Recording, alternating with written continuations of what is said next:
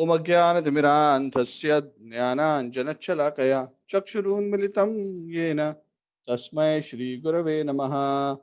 श्रीचैतन्यमनोभीष्टं स्थापितं येन भूतले स्वयं रूपः कदा मह्यं ददाति स्वपदान्तिकम्। वन्देऽहं श्रीगुरोः श्रीयुतापदकमलं श्रीगुरून् वैष्णवांश्च श्रीरूपं साग्रजातं सहगणा रघुनाथान्वितं तं सजीवं साद्वैतं सावधूतं परिजनासहितं कृष्णचैतन्यदेवं श्रीराधाकृष्णपादान् सहगणललिता श्रीविशाखान्वितांश्च हे कृष्णकरुणा सिन्धु दीनबन्धु जगत्पते गोपेशा गोपिकान्त राधाकान्त नमोऽस्तुते तप्तकाञ्चन गौराङ्गी राधे वृन्दावनेश्वरी वृषभानुसुते देवी प्रणमामि हरिप्रिये वंशकल्पतरुभ्यश्च कृपा सिन्धुभ्य एव च पतितानां पावनेभ्यो वैष्णवेभ्यो नमो नमः। जय श्री कृष्ण चैतन्य प्रभु नित्यानंद श्री अद्वैत गदाधर श्रीवासादि गौर भक्त वृंद। हरे कृष्ण कृष्ण कृष्ण हरे हरे हरे राम राम राम हरे हरे। नमः ओम विष्णुपादाय कृष्ण पृष्ठाय भूतले शुद्धराधनाथ स्वामी नामिने। नमः ओम विष्णुपादाय कृष्ण पृष्ठाय भूतले श्रीमती भक्ति वेदांत स्वामी नामिने। नमस्ते सरस्वती देवे गौरवाणी प्रचारिणे निर्विशेष पाश्चात्य देशतारिणे गम करोति वाचालं पंगुं लंघयते गिरिं यत्कृपातमहं वन्दे श्रीगुरुं दीनतारिणं परमानन्दमाधवं श्रीचैतन्य ईश्वरम्। ओम तत्सत्। Hare Krishna. So thank you all for connecting. So we are continuing our discussion on the second chapter of the Bhagavad Gita. A very interesting discussion, a very powerful, summarized understanding of the science of spirituality being given by Lord Krishna to Arjuna. Arjuna, being bewildered, raised a few points, and the Lord is answering those points one by one. The Lord has already answered him about the question of death. He already explained to him, Arjuna, from a spiritual perspective, there is no death. The body is always dead because it's always going through transformations. The body is never conscious by itself. And the soul, which permeates the body with consciousness, actually never dies because it is never born. And this soul never goes through any transformation. This Sankhya is explained by the Lord, and then the Lord goes on to explain to Arjuna that you're talking about sin. But Arjun, for you, given that your duty is to fight this religious war, in your case, it is not that it will be a sin if you fight, but rather it will be a sin for you if you don't fight. What you are saying is actually exactly opposite of the facts. Based on the law of dharma, if you run away from your duty, however unpleasant it is, you will face the consequences. And even in the external world, you will be criticized if you run away. So in any case, no matter what the outcome is, whether you win and you enjoy the kingdom, or if you die and you go to heaven, in either case you are the victor. You will be benefited. You have received this wonderful opportunity to fight this dharma yuddha, so you should not hesitate to fight. And then Krishna goes on to answer the third question of Arjun, or counter the third argument of Arjun with respect to sin. Of course, Krishna has already explained in one sense there is no sin if you fight, because that is your duty. But nonetheless, material activity is always mixed. Material activity, wherever there is fire, there will be some smoke. You cannot have a material situation which is free from all inebrities. There will always be some uh, undesirable side effects, some undesirable wrongdoings, some undesirable, unintentional uh, collateral damage, which will result in some reactions. So Krishna hints to Arjun that Arjun, while it is good for you to fight, the way in which you can be 100% sure you're not affected by any karma, not just about good karma, bad karma, but if you want to transcend and you want to make sure you're not affected, then you must take to the process of yoga. Because material activity will always be binding. Even good karma is binding. So good karma, though relatively good as compared to bad karma, is still not absolute good. Because good karma will also continue to perpetuate the cycle of birth and death. And as long as that cycle perpetuates, suffering will continue. Janma mrityu jara vyadhi. So an intelligent person is he who understands that it is janma mrityu jara vyadhi dukkha doshanu darshanam. I must get out of this cycle of samsara. And the only way to get out is by dissolving this cycle of samsara, which gets dissolved when karma will get fully dissolved. And karma will get dissolved when one starts performing action in yoga.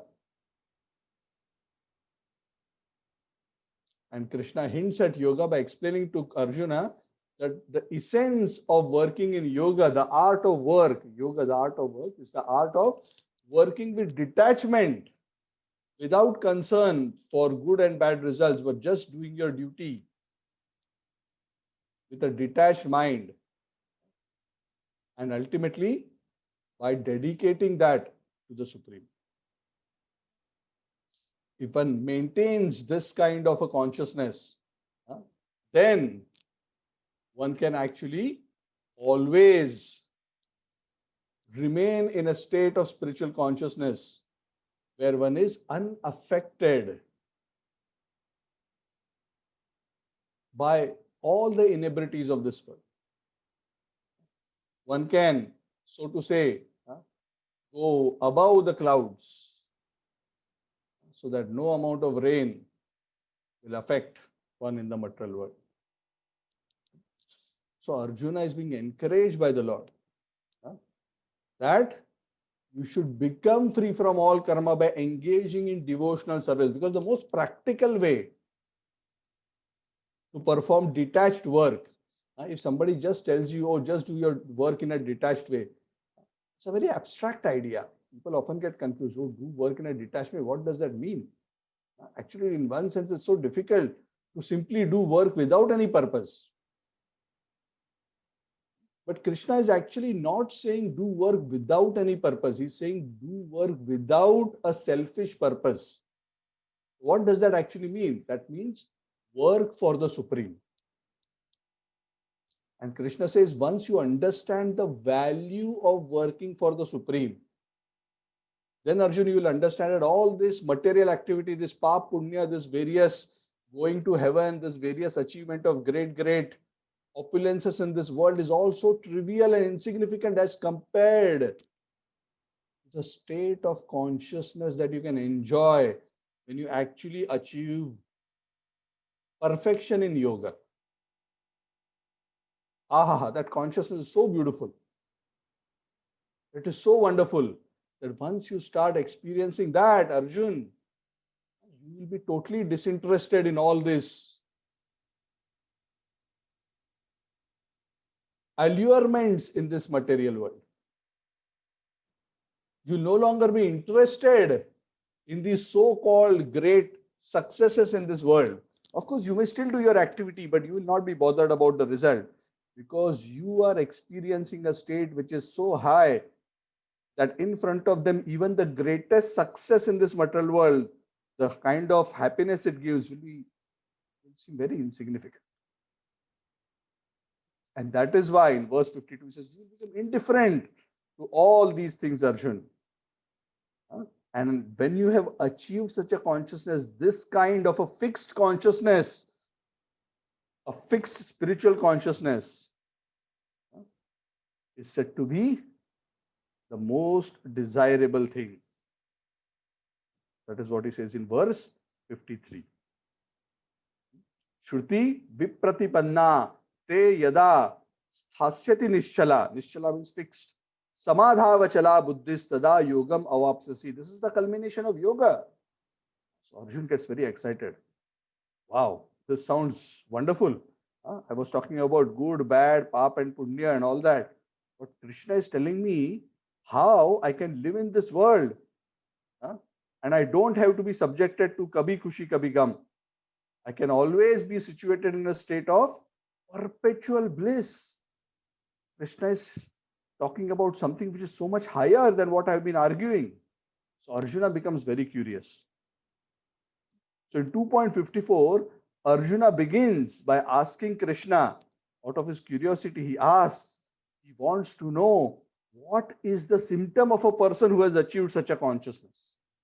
Correct? When we say somebody is spiritually realized, one has perfect spiritual consciousness, how to recognize him? Let's say we go to Pasar Malam, we see so many people. How do I identify? Oh, this particular person has achieved Stitadhi. He's a Stitadhi Muni. How to identify? Okay, so Arjun becomes curious. How do I identify such a Muni? So he asks, Arjuna uvacha Stita pradnyasya ka bhasha samadhistasya keshava Stitadihi kim prabhasheta kim asita vrajeta kim. Arjuna is asking, oh Krishna, what are the symptoms of one whose consciousness is thus merged in transcendence? Thus merged means, as what you have described earlier, is fully fixed on the spiritual platform. How does he speak? What kind of words does he use? What is his language? Is there any peculiar way in which he sits and he walks? If you tell me the symptoms of how he sits, how he talks, how he walks, then maybe I can figure out who it is. Maybe there are some specific ways in which a spiritually self-realized person walks. Yeah, like Michael Jackson has a particular way of walking. It's called the moonwalk. So, is there a special walk type for the self-realized soul? And does he sit in a particular way? Is it that he must sit in a lotus posture? Is that how I identify him? Does that mean anybody who sits on a sofa in a relaxed way is not a self-realized person? Is there any external symptoms by which I can recognize the person who is fixed on the spiritual platform? And this is a natural question because every state has a particular set of symptoms. And based on those symptoms, one can identify a person in that state, isn't it? Correct? When you talk to a policeman, the policeman talks and behaves in a particular way. Sometimes even when he's not in his uniform, sometimes the way a person talks, he moves his hand around. You may wonder and ask, hey, are you from the police force? So, yeah, how do you know? Of course, yes, I can see the symptoms. Or a teacher. I was working in one company earlier. There one person, a lady staff, a Chinese lady, she would be speaking to all the other staffs, in a particular style, almost like instructing everybody. I was wondering why she's speaking like this. Then after some time, one of my other colleagues told me, oh, that this lady is also a teacher. In her spare time, she teaches. And that is why she speaks like this, because she's so used to teaching children. She sometimes treats even the other colleagues like children. So sometimes these symptoms are seen. So Arjuna is curious. Is there any symptom? In fact, when the Pandavas along with Krishna went to Jarasandha, dressed as Brahmanas, and asked him for the charity of a duel, Jarasandha, when he observed the bodily symptoms of the Pandavas, he said, oh, you must be Kshatriyas. You cannot be Brahmanas. From your bodily symptoms, it is very clear. But nonetheless, since you have come as Brahmanas, I grant you your desire. So Arjuna is also here keen to understand what are those symptoms. So Krishna gives a very beautiful answer.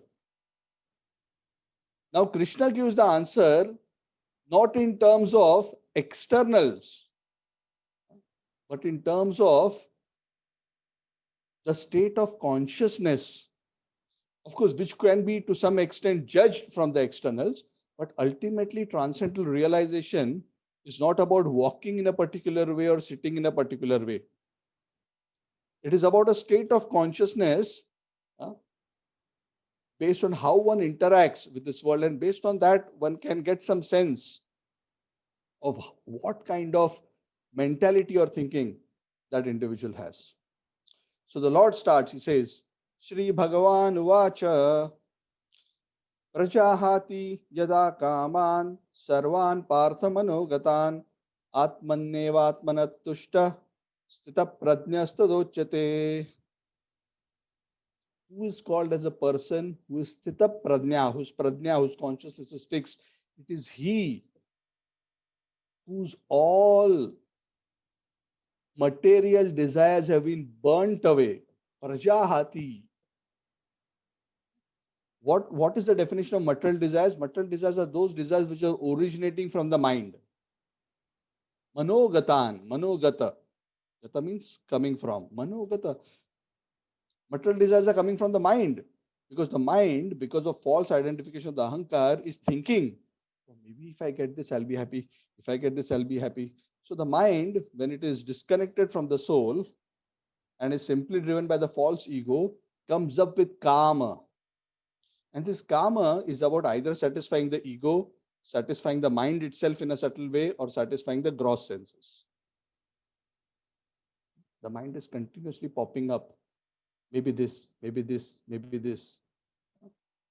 Different kinds of gratification the mind is asking. And the soul, being deluded, tries one, fails to get happiness, then tries another one, fails to get happiness, then tries another one, and goes on and on and on and on. So who's a person with fixed consciousness? He has already come to the conclusion, no, no, no. I don't want to be tricked by the mind, which seems to keep promising that this will give you happiness, this will give you happiness, this will give you happiness. All these concoctions of the mind I do not want. Prajahati yada kaman sarvan partha manogatan. And what does the mind do for a person with fixed consciousness? Atmanneva atmanatushta. The mind finds pleasure in the contemplation of the true nature of the soul. Atmani eva atmanatushta. The mind finds pleasure in reflecting the pure consciousness of the soul, and that pleasure is so satisfying that the living entity is so convinced that this material desires born out of the mind are actually simply a source of misery. Dukkheshu anudvignamanaha sukheshu vigataspriha vita raga bhaya krodha stitadhir muniruchyate. So when a person gives up all material desires, like what is mentioned in the previous verse, and experiences the pleasure of the self, he becomes very equipoised. He is not disturbed when there is some unpleasant things happening. Any kind of threefold miseries do not disturb him, nor does he get excited about any material achievement. Sukheshu vigata spriha. Vita raga bhaya krodha. Vita means without. Maybe from the word vita, without has come. I do not know. Vita means free of, without. Vita raga bhaya krodha. Bhaya means fear. Raga means attachment, and krodha means anger. A person who is in material consciousness, who is trying to satisfy the mental desires, is always afflicted by raga, bhaya, and krodha. These are the symptoms of a materially infected consciousness. Always there will be attachment based on what the mind thinks it wants. There will be fear that I may not get what I want, or fear that what I have I will lose, and krodha, frustration, based on all these various possible outcomes if they are unpleasant. But the soul, when it is able to find pleasure in itself, in understanding its own position, is so satisfied that all these external things, whether I get or I don't get, the yogi is thinking, how does it matter? I'm already enjoying spiritual pleasure within myself so nicely. I get this material thing, okay, God's grace. I don't get, also God's grace, no problem. It just goes on. He becomes indifferent to the outcome, doesn't become attached to the outcome. He still continues to perform his duty. As long as he is active in society, duty must be performed. But he does it in a detached way because he knows that the fruits of my activities are not going to be the source of my ultimate happiness. The source of my ultimate happiness is my being fixed in the realization of my true position. And such a person who is in this consciousness is always free from attachment, fear, and anger. So, such a person has the right kind of consciousness to be called as a person of fixed consciousness. यह सर्वत्रान अभिस्नेहस तत्तत् प्राप्य शुभाशुभम नाभिनंदति न द्वेष्टि तस्य प्रज्ञा प्रतिष्ठिता. So he doesn't bother whether good comes or evil comes because he knows this good and evil, so-called good and evil in this world, are all at the end of the day relating to this external world. Again, he neither praises it nor hates it. He becomes free from the dualities. He becomes indifferent to it. And that is why he is firmly fixed in spiritual consciousness. This firmly fixed in spiritual consciousness is technically called as samadhi. Samyag adhiyate asmin atma tattva yathatmayam. This is the definition of the samadhi given in the Bhagavad. That when one's consciousness is firmly established in the understanding of one's true spiritual position. And then Krishna gives a very beautiful comparison of a soul who is situated in this consciousness to help us understand how such a self-realized soul practically interacts with the world. Because if one says, oh, one is indifferent to happiness, distress, doesn't get excited, doesn't get sad, when such a description is done, it seems actually such an uninteresting personality. It sounds like a very dumb, person who has nothing exciting in life. Totally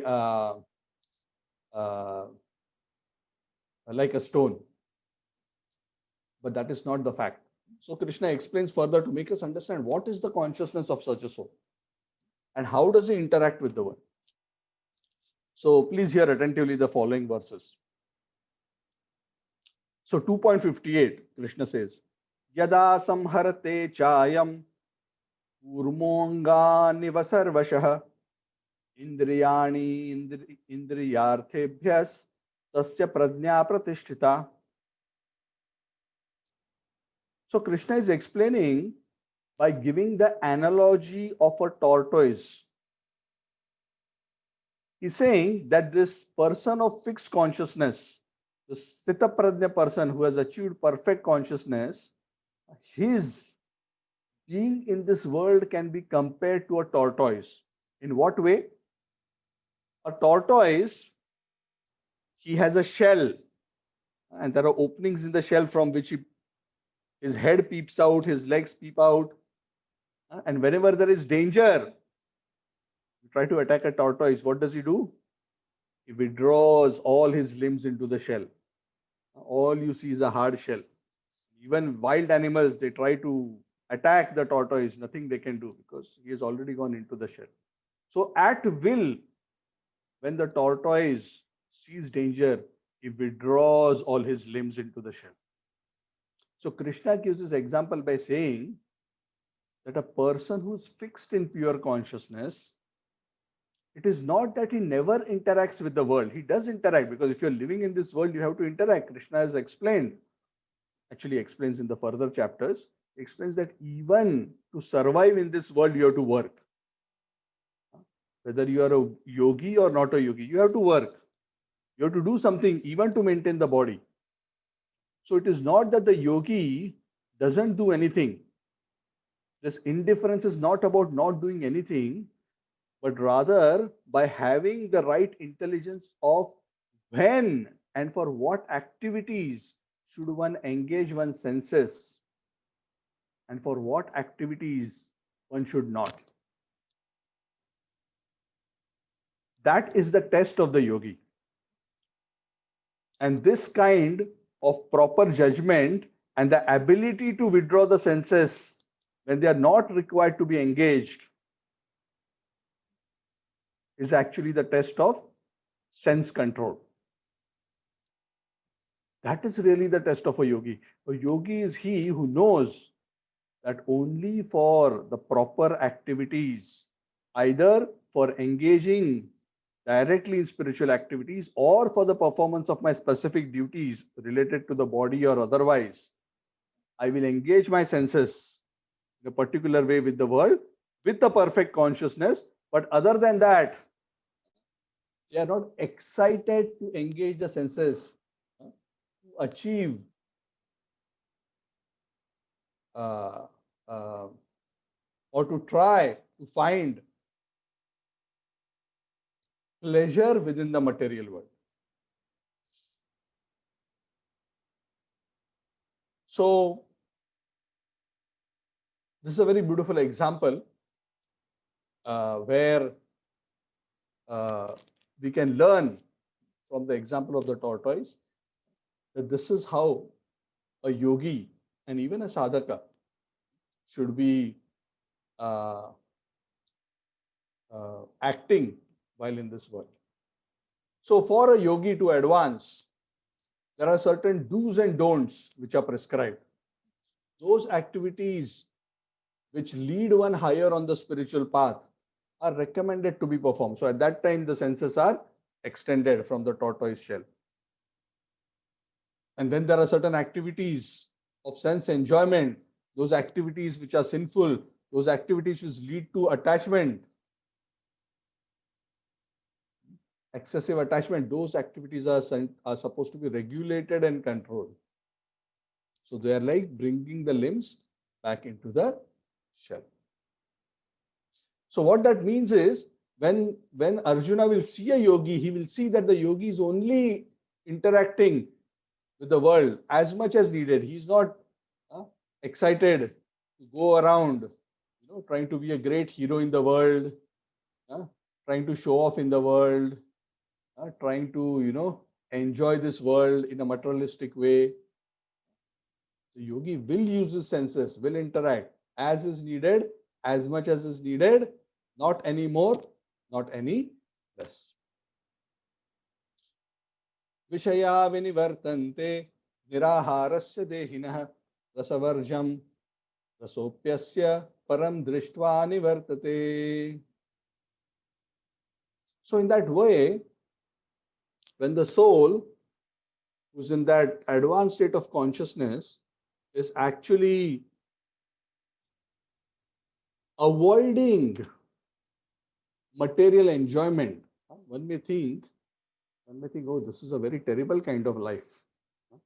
Actually, for me, when I first came in contact with Krishna consciousness and when I started reading about Krishna consciousness, and I started hearing, oh, that, those who are yogis avoid certain kinds of materialistic activities. And I was thinking, oh, this kind of life is going to be so dull. There is all these various kinds of enjoyments. Of course, I was not addicted to all the gross sinful things, but at least there were some things there which I was a little bit fond of. So I was thinking, oh, this is going to be so hard. How there is going to be happiness in the life of a yogi if this is going to happen? But Krishna is answering that question. Krishna is saying that only a yogi who has actually advanced, experiencing that higher pleasure of the soul, can really easily keep away from sense enjoyment. It is the higher taste of spiritual life, that higher taste of connecting to the Lord, that higher taste of bhakti, which is so attractive, which is so fulfilling, that the living entity, when he compares that enjoyment of his connection with the Lord to the enjoyment of sensual pleasures in this world, the yogi feels that yes, there is some pleasure in the sensual things, but it is so insignificant as compared to this great pleasure of feeling connected to the Lord. And whenever I get distracted by these sensual pleasures, then I get disconnected from the Lord and I run after this pleasure. And when I run after it, I just get so little pleasure and so much misery in return. Why should I allow my mind to run after these pleasures? Why not remain fixed in my consciousness on the spiritual plane? Of course, I can still do my activities, but I should not run after these pleasures. So the detachment of an advanced soul is a result, is a natural consequence of his experiencing such a higher taste. It is not that when you make spiritual advancement, then, when you eat a gulab jamun, the gulab jamun will not taste sweet anymore. Oh, it's going to taste bitter. I don't want gulab jamun. Oh, the samosa doesn't taste good anymore. Now I've become very self-realized. That is not the question. Nor does it become like that. The point is, of course, if something comes of its own, the devotee doesn't have any problem with either gulab jamun or samosa. We have no problem. As long as it is offered to Krishna, we can accept. We do not have a problem. It doesn't become a source of bondage if it is taken as prasad. But the devotee is not hankering for either. Things come on their own accord. The devotee accepts it as the prasad of the Lord. But the devotee is always fixed in the realization of his relationship with the Lord and is fixed in acting based on that relationship. And because of being fixed in that platform, the devotee is always experiencing a higher pleasure. And because of always experiencing a higher pleasure, even if temptations of sensual pleasures come, because of previous experience, he already knows that the sensual pleasures are so trivial and distracting as compared to the pleasure that I am getting in my devotion to the Lord, that he doesn't get tempted. Raso varjam rasopyasya. Even though there is some pleasure, rasopyasya param drishtva nivartate. So this is the truth. The yogis are detached. Sometimes we think, the Himalayas. There's a yogi meditating in the Himalayas. I'm giving this example just because sometimes bhakti yogis, they are, they may be even in the cities. So for the bhakti yogis, sometimes who are leading active lives, we may not be able to see this point so clearly. But let's imagine there's a yogi. We went to Badrinath, quite a few of us, a few years ago. And in the Himalayas there in Badrinath, there are some yogis in the caves sitting. So some of us, when we see the yogi sitting in the cave, then we'll wonder, oh, such a boring, dreadful life this yogi is having. He's just in a cave. He has no fridge, no TV, no smartphone, no good food. Cannot order from Grab or Food Panda to the cave, eat nice, tasty dishes. He's missing out on all the good things in life. But a simple logic, a simple thinking, if that was indeed the case, do you think the yogi is stupid and foolish that he's sitting in that cave? He must be experiencing something higher.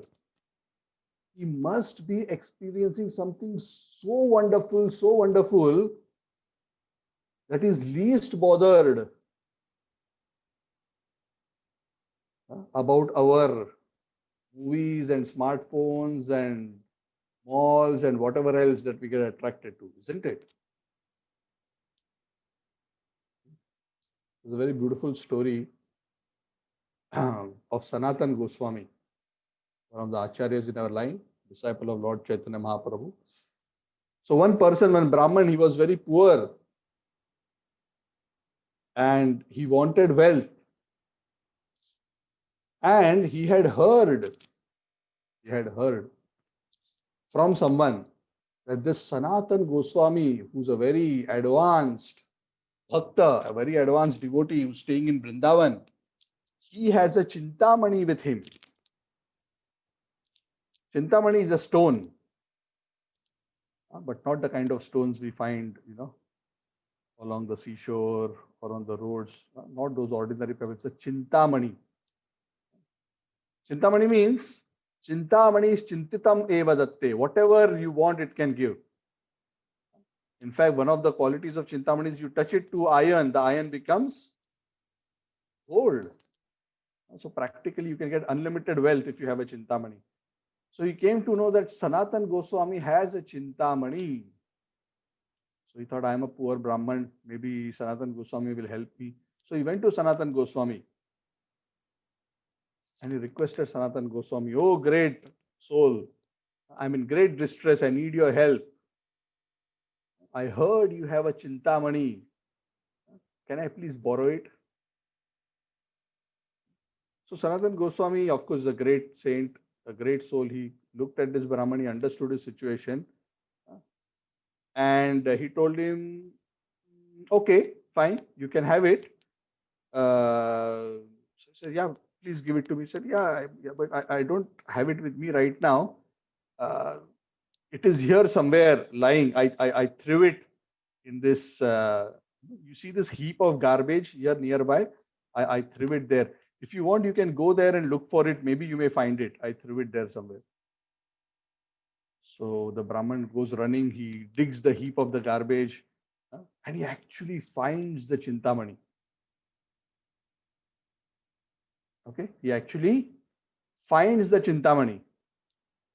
Now, after finding the Chintamani, he is very excited, he is profusely thankful.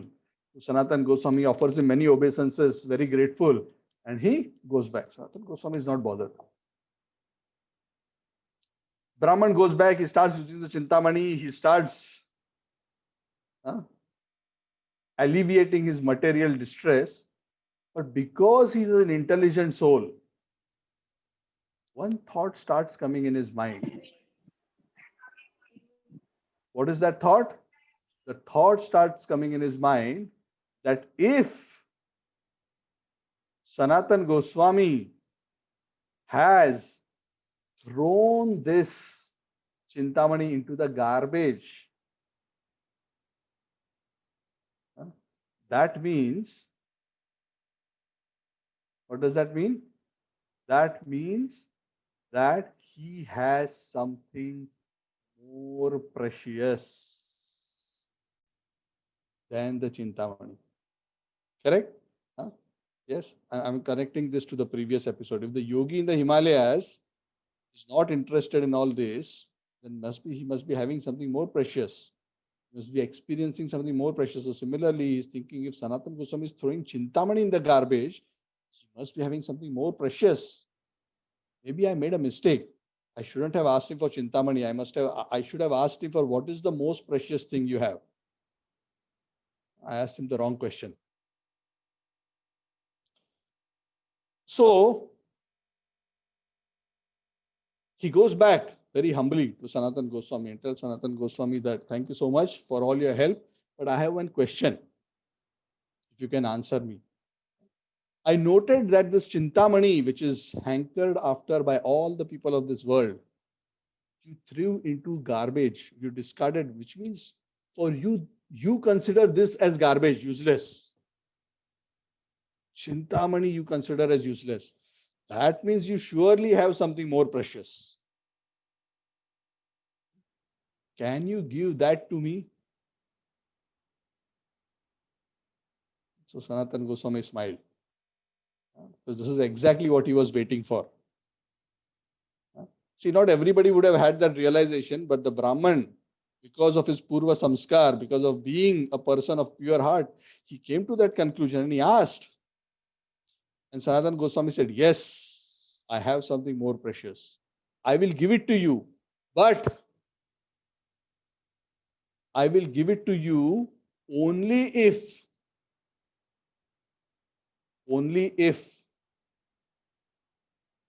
you first discard this Chintamani. So immediately go to the Yamuna and throw this Chintamani into the Yamuna and then come back.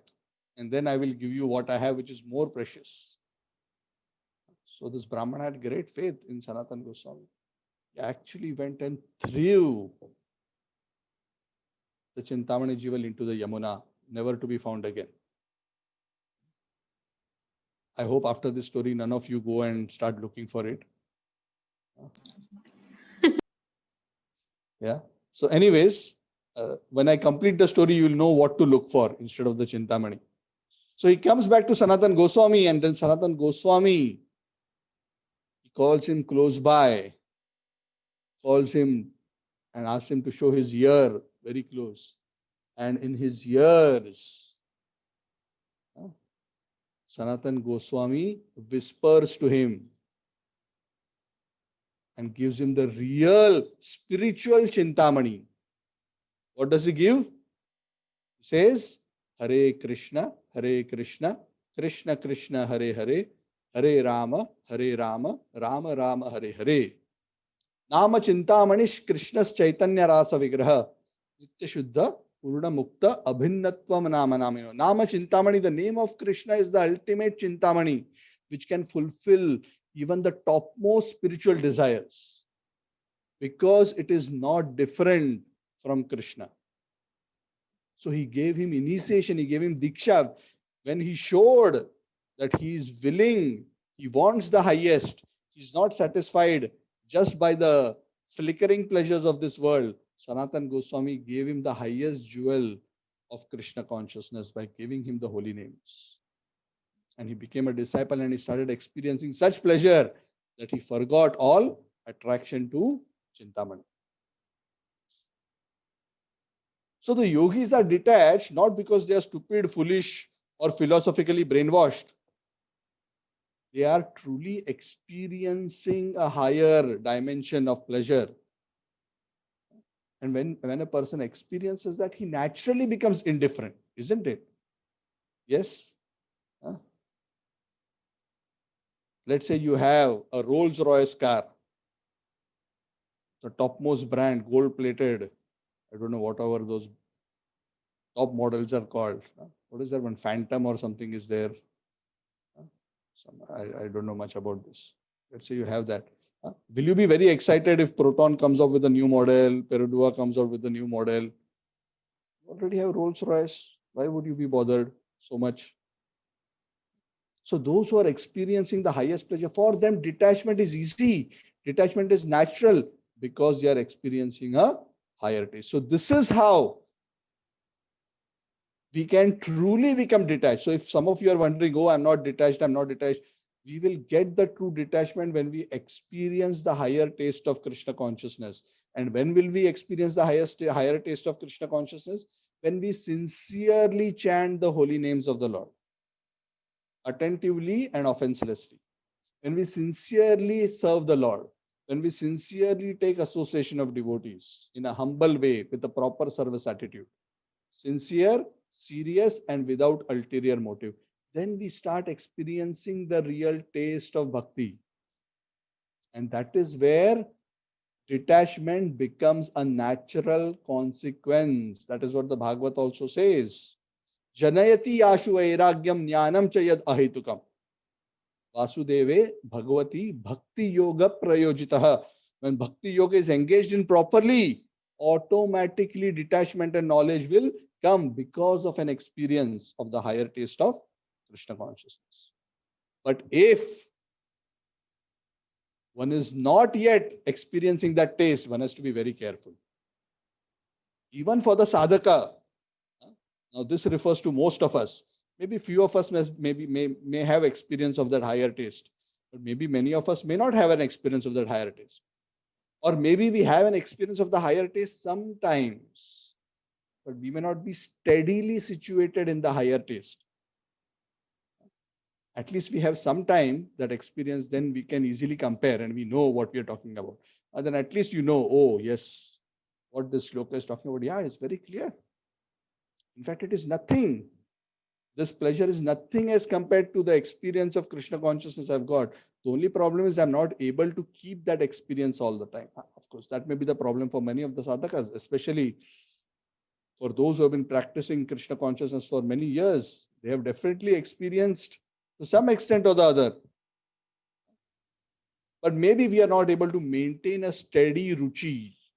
Because to be able to get a steady ruchi, one must become free from all material impurities. So Krishna goes on to warn, if you are not yet at that situation, you should be careful, Arjuna. He says, Yatato yapi kaunteya purushasya vipaschitah indriyani pramathini haranti prasabham manaha. Arjun, the senses are very, very strong and stubborn. Even if a yogi is trying to control them, if he doesn't have a higher taste, the senses can be carried away and swept away in the direction of sense enjoyment. One has to be very careful. Only after truly experiencing the bliss of Krishna consciousness can true detachment comes. If that has not come about, one must be very careful. Tani sarvani sanyamya yukta asita matparah vashehi yasyendriyani tasya prajna pratisthita. That is why a person of steady intelligence is he who simultaneously does two things. He keeps his senses fully under control and at the same time fixes his consciousness on me. If you simply try to control the senses but you don't fix your consciousness on me, that kind of sense control is not going to last, Arjun. Because the mind always will demand for some enjoyment. This is why many people's detachment plans fail. Because they want to be detached from matter, but they do not have a better alternative. The mind will seek for pleasure. The senses will seek for some engagement. How can they be idle? A man cannot live in a vacuum. A living entity needs a positive engagement. But that positive engagement must be spiritual in nature for it to not be binding and for it to be enlivening to the soul. So Krishna recommends this formula. Detachment from matter, attachment to Krishna. This is the sum and substance. Sarvani sanyamya and yukta. Yukta means you must remain connected to me through bhakti yoga. Then you can experience a higher pleasure through that being yukta. And many beautiful examples are given in the scripture. Durvas Muni and Maharaj Ambarish, there's a very beautiful story. It's explained the purport. I'll not go into the details here. It's a beautiful story explained in the Srimad Bhagavad, where Maharaj Ambarish was such a great soul, even though a great king, he was such a self-realized soul because even though he was a king and busy in all duties of this world, he was fully engaging all his senses directly in Krishna's service and not engaging them for materialistic enjoyment. All his senses, his mind, his hands, his legs, his mouth, his nose, and all of them are described in the Bhagavad. Savai manha Krishna padara vindayoho vachamsi vaikunta gunanu varnane karau harer mandira marjanadishu shrutim chakara chuta satkathodaye. And so on and so forth. There are 3-4 verses. Very beautiful. His mind was always engaged in taking shelter of Krishna's lotus feet. His mouth would always glorify the beauties and the glories of Vaikuntha. His hands would clean the temple of the Lord. And he would always be engaging in his ears in hearing about the pastimes of the Lord, and so on and so forth. And that is why, because he followed the formula of the tortoise, he didn't engage his senses in material enjoyment. he engaged his senses in the service of the Lord. And even for his material duties, when he would engage his senses, he would do those material duties as a service to the Lord. Even as a king, he would do his duties as a service to the Lord, thinking, I am serving all these praja of mine as a servant of the Supreme Personality of Godhead with that consciousness. That is why even his ruling of the kingdom became a spiritual activity. And that is why he was experiencing yukta, being connected to the Lord. He was experiencing a higher pleasure. And that is why he is known as a matpara, devotee of the Lord. And that is why he was able to be naturally detached from all material attraction. If one is not situated in this, like Krishna says, then it is going to be very dangerous. For such people, they can easily be tempted into material attraction and material association. And Krishna goes on to explain the next few verses the process of how the mind gets easily dragged into materialistic association. And Krishna says that this process of getting attracted to matter begins when one starts thinking about some material enjoyment. It would be so nice if I get this. Maybe I should achieve this. Maybe I should marry this one. Maybe I should get this job. Maybe I should get this wealth. Dhyayato vishayan pumsa sangasteshu upajayate sanga sanjayate kamaha kamat krodho vijayate. I'll read the next few verses, then we'll discuss it together. Kamat krodho vijayate. क्रोधात् भवति सम्मोहः सम्मोहात् स्मृति विभ्रमः स्मृति भ्रंशात् बुद्धिनाशो बुद्धिनाशात् प्रणश्यति. Krishna says to Arjun, the process of material entanglement starts when one starts contemplating on the objects of the senses. For example, let's say there is something very attractive that a person sees. The thought comes in the mind, oh, this is so attractive, this is so wonderful. Naturally, if one sees something beautiful, automatically the thought will come in the mind, oh, this is so nice. This thing of beauty can give me joy. Now, when a person who is not in spiritual consciousness, when he pursues this thought, what happens? He starts contemplating on it. Which means, oh, this was so beautiful. Oh, this was so beautiful. How much I will enjoy if I actually had this. Wouldn't it be so nice? Correct? Let's say a young boy sees a beautiful girl. When he sees, he finds beautiful. Now the girl has also gone, he has also gone elsewhere. But the girl is still in his mind. Dhyayato, he's thinking, oh, so beautiful. Her hair was so beautiful. Her eyes were so beautiful. Her dress was so beautiful. Where does she stay? Is she in my college? When can I meet her? What is her phone number? He's going on contemplating. And what happens by contemplation? Contemplation leads to attachment. And contemplation means one is really seriously pursuing to think, I must get this, I must. That is when contemplation begins. And when that contemplation begins and it goes into attachment, that attachment intensifies into lust. Lust means real strong desire and I want this. It could be for anything. It could be for wealth, it could be for position, it could be for ego related things, it could be for some gross pleasures, whatever it is. Lust will come. And when lust becomes unfulfilled, anger comes. This is how the cycle starts. How does it start? It starts by contemplation. Then anger. Anger is a very It's a blazing fire. It deludes a person.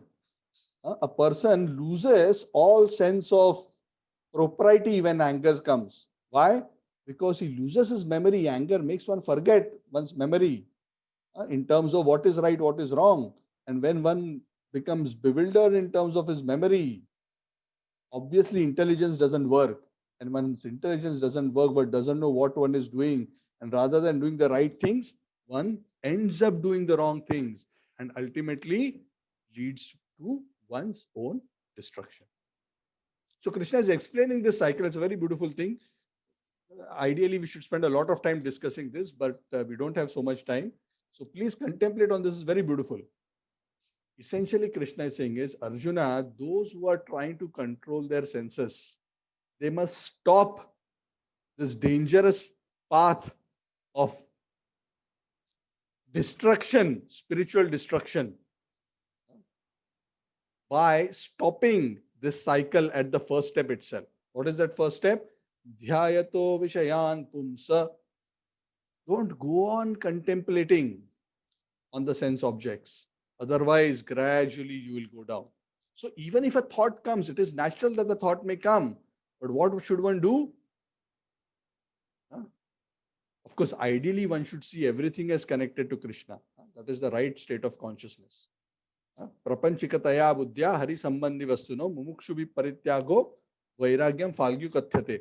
True renunciation is not just about rejecting things. True renunciation is about seeing how everything is connected to the Lord. But not everybody may be able to elevate themselves to that consciousness immediately, but at least even when desires for enjoyment come, one should use one's spiritual intelligence and keep those desires away and not pursue them, knowing by intelligence that they will eventually lead to degradation of the soul. And that is why Krishna says, Ragadvesha vimukta Vishayan indriyaischaran atmavashair vidheyatma prasadam adhigacchati. If you want the prasad of the Lord, this prasad is not the samosa gulab jamun prasad. This prasad means the grace of the Lord. Of course, the samosa gulab jamun prasad is also the grace of the Lord, but this is referring to the grace of the Lord in terms of achieving devotion to Him. Can be achieved, that prasad, that mercy of the Lord, the grace of the Lord can be achieved by a person who has become free from this kind of attachment and aversion, who is able to control his senses in the way that has been described earlier and engages himself properly in the service of the Lord. So the process of spiritual life is very simple. Detachment from matter, attachment to Krishna. Detachment from matter does not mean inactivity. It means deciding what kind of activity is appropriate and engaging in those activities in a detached way, in a way that those activities are dedicated for the Lord's pleasure. And other unnecessary, materialistic, degrading activities are to be avoided. And such a person who's able to follow this process and who's experiencing that happiness, for him then, even while he's in this world, he's experiencing such a pleasure that even though so many disturbances, so many problems may be going on all around him, for him practically he's almost like a situation where there is no misery. Prasade sarva dukkhanam hanirasya upajayate prasannate chetaso hyashu buddhihi paryavi ishtate. For one who is thus satisfied in Krishna consciousness, the threefold miseries of material existence exist no longer. In such a satisfied consciousness, one's intelligence is soon well established. So I'll stop here. There are another 4-5 verses. Actually, I could run through very fast, but I think there's a lot of heavy philosophical discussions. So we will summarize this in the next week and also wind up the chapter, and maybe we may start a bit on the third chapter the next week as well. So I'll take a pause here and open up. So the key points, just to quickly recap, the key points what Krishna is telling Arjuna here is, Arjuna, you must go beyond simply doing material good activities. You must come to the point of doing all activities in the state of yoga. And what is that state of yoga? The state of yoga is the state of doing everything, all your duties, with detachment from enjoyment of its fruits, and doing all those activities as a dedication to me. If you do like that, then you will experience that connection with me. Then you will experience such a pleasure that in that pleasure, you will realize that all these material sense enjoyments are actually so trivial, so small, so insignificant that you will no longer be excited about them. Yes? Just like, when, let's say there is a remote village, and a remote village which has hardly seen any civilization. If somebody goes there with a motorcycle, all the children of the village get excited and run behind the motorcycle. Oh, because they've never seen a motorcycle. They get very excited about it. They start running behind the motorcycle. And a person from the city will wonder, oh, why is he so excited? For them, it is such a small thing. It's such a trivial thing. A motorcycle is nothing. I'm just giving this example so you can appreciate the point that those who have an experience of something higher automatically become disinterested and indifferent to things which are lower. So that is the solution. That is the way for real detachment. Ultimately, real detachment is not simply an activity of negation and an activity of forcefully repressing the senses, because forceful repression will not last long. Yes, of course, it doesn't mean that we have to give our senses full freedom to do whatever they want. No, we must still control. But we must know that ultimately perfect control will be established not just by restraint, but ultimately it will come about when we experience a higher taste. So while we are trying to control our senses, at least avoiding gross material enjoyments and sinful material enjoyments, parallelly, we must try to connect to the Lord through yoga. And in that way, we can start developing a positive taste in Krishna consciousness, which will actually allow us to get that deep realization of the insignificance of materialistic enjoyment.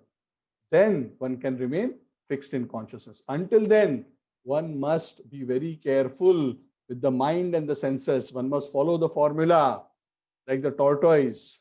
And one must be careful to not let the mind contemplate on the object of the senses. Otherwise, quickly the mind will get degraded. And in that way, one will lose one's connection with the Lord. Okay. So thank you all very much. I'm opening up for any questions.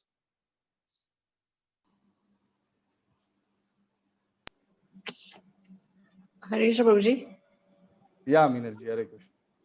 Yeah, in 2.39 we discussed last to last class about Buddhi Yoga, which says it's mean work in Krishna consciousness. So, is it same as Karma Yoga, or there is a difference between Buddhi and Karma Yoga?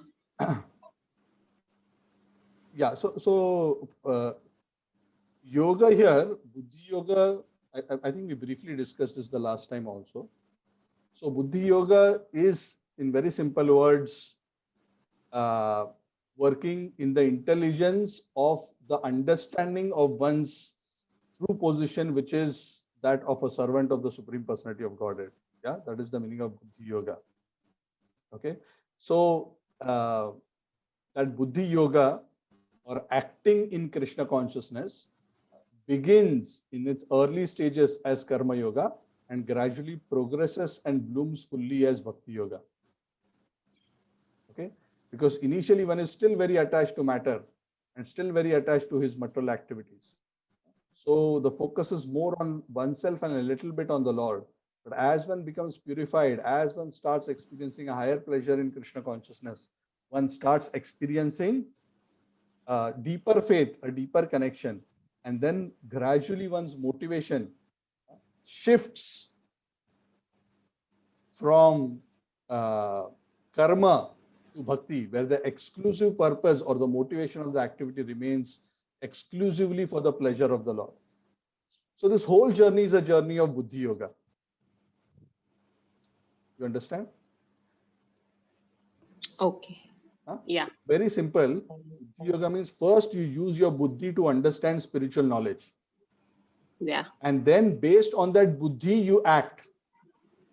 Okay? That is called Buddhi Yoga. That's all it means. Very simple. And what is Okay. that buddhi? That buddhi means I am not the body, I am a soul. Point number one. Point number two, I am a soul, I am spiritual, I am eternal. Where did I come from? I am part and parcel of God. Point number two. If I'm part and parcel of God, what does it mean? Point number three. That means I'm connected to the Lord and I must serve the Lord. That will be the perfection of my existence. So when one understands this with his buddhi and starts acting on that platform, one's journey begins. Okay. And ultimately reach to Bhakti Yoga. In terms of a gradual process, yes. Yeah. Okay. But for those of us who are fortunate enough to develop faith in the process of bhakti as the ultimate goal. Yeah. For us, we can start directly with the process of bhakti. We don't have to start with karma yoga, so to say. Okay. How do we start directly with bhakti? We Love. start directly with bhakti by taking up the process of sadhana bhakti. Now, this is explained in the subsequent chapters of the Bhagavad Gita, especially in chapter 9 and chapter 12. Krishna explains this, that even if you're not able to do perfect bhakti immediately, you can still do sadhana bhakti. That is considered better even than karma yoga and ashtanga yoga and jnana yoga. Krishna explains this later, since you are bringing up this point. So for those who are fortunate enough to get the association of the bhaktas and the bhakti yogis, and who are fortunate enough by virtue of that association to get faith in the process and the goal of bhakti.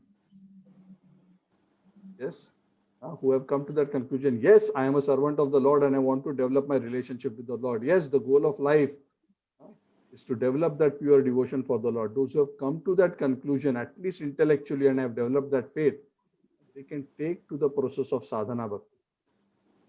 And sadhana bhakti is the process of actively cultivating the development of one's relationship with the Lord through taking to the various limbs of bhakti yoga.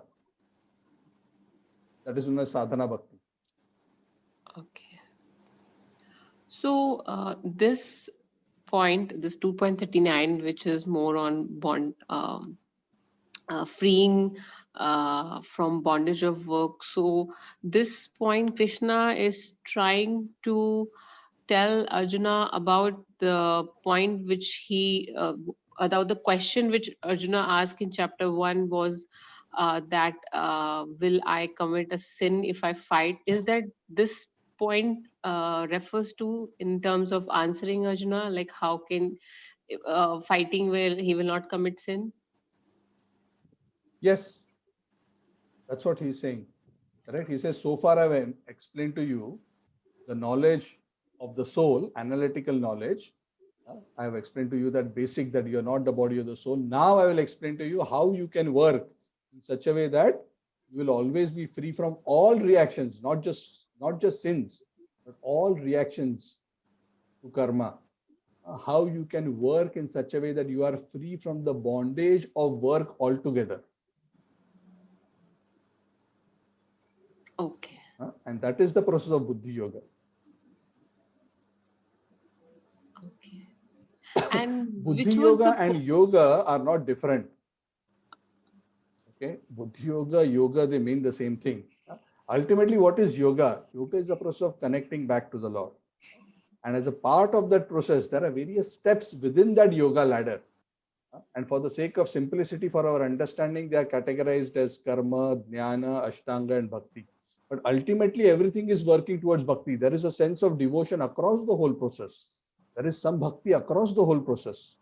Because yoga means you're connecting to God. If you're talking about connecting to God, obviously there is some level of devotion, some level Mhm. of connection to the Lord, isn't it? Yeah. Yeah. Okay. Thank you, Rupaji. Okay. Any other question?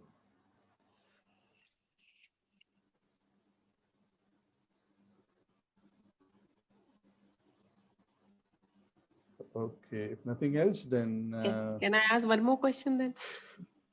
can. I don't have a problem. Yes.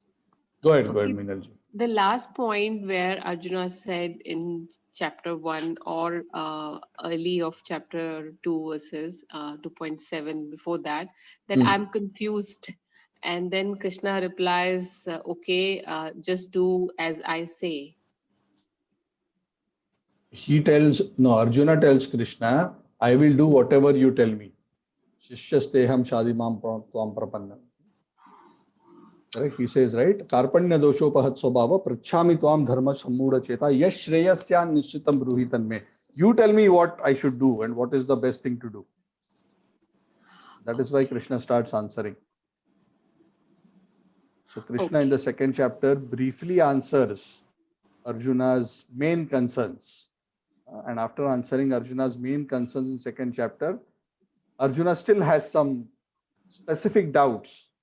Then chapter 3 onwards, all those specific doubts and the answers to some questions lead to further questions, and Krishna goes and explains the rest of it in great detail. But the second chapter is the summary. Okay. That's all right. Okay, thank you. Okay, so thank you all very much.